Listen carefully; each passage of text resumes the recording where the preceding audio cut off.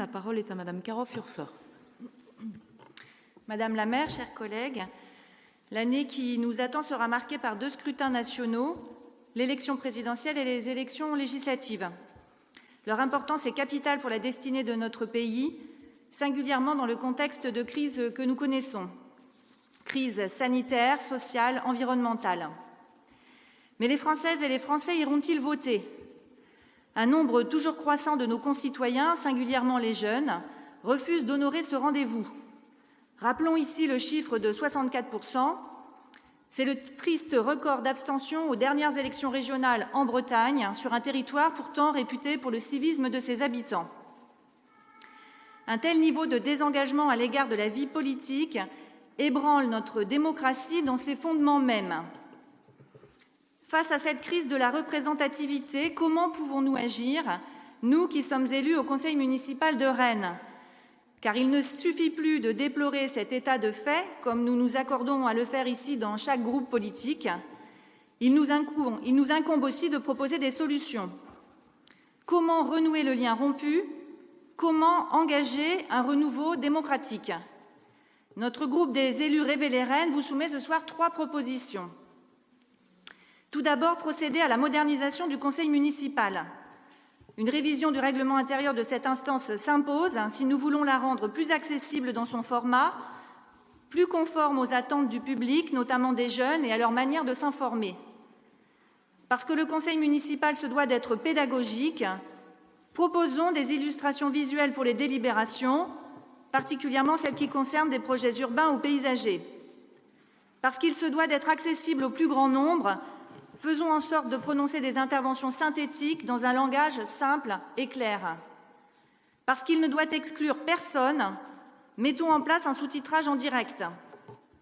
Parce que son action doit rester bien lisible, présentons des vœux qui concernent exclusivement les compétences municipales.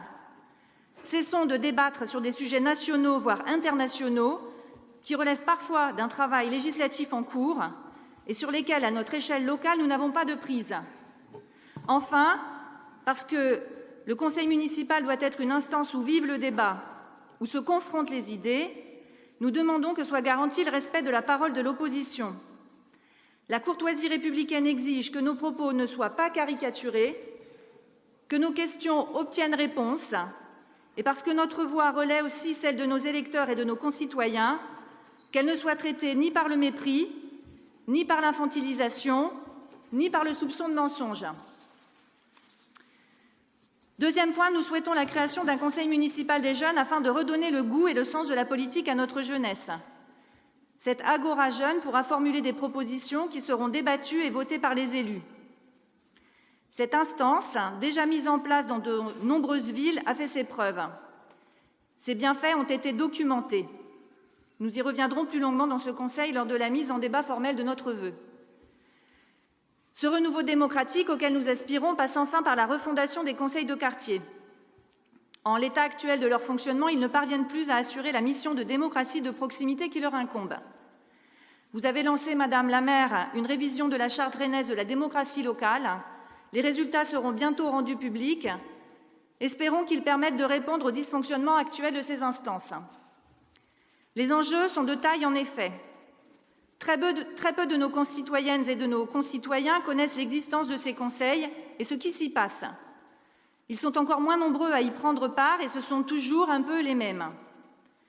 Si dans certains quartiers, ces conseils peuvent porter des initiatives intéressantes et des festivités réussies, les participants déplorent aussi le peu d'autonomie et de liberté qui leur sont laissés dans ces instances.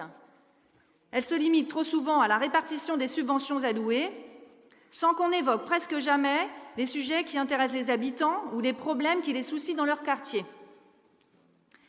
Par ailleurs, face au risque de l'entre-soi et de la sclérose, il faut trouver des solutions pour renouveler la participation et diversifier les profils. Nous estimons essentiel de saisir le bureau des temps au sujet des horaires choisis pour les conseils de quartier et plus largement des différents comités consultatifs et jurys.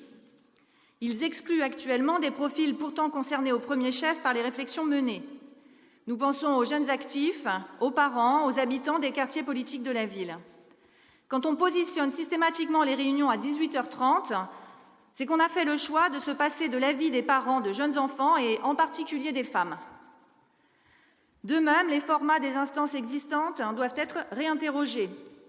Pourquoi ne pas réfléchir au maintien des réunions digitales, de la mise en place de l'hybride, de l'utilisation d'applications de type Civic Tech, du développement des tables de quartier?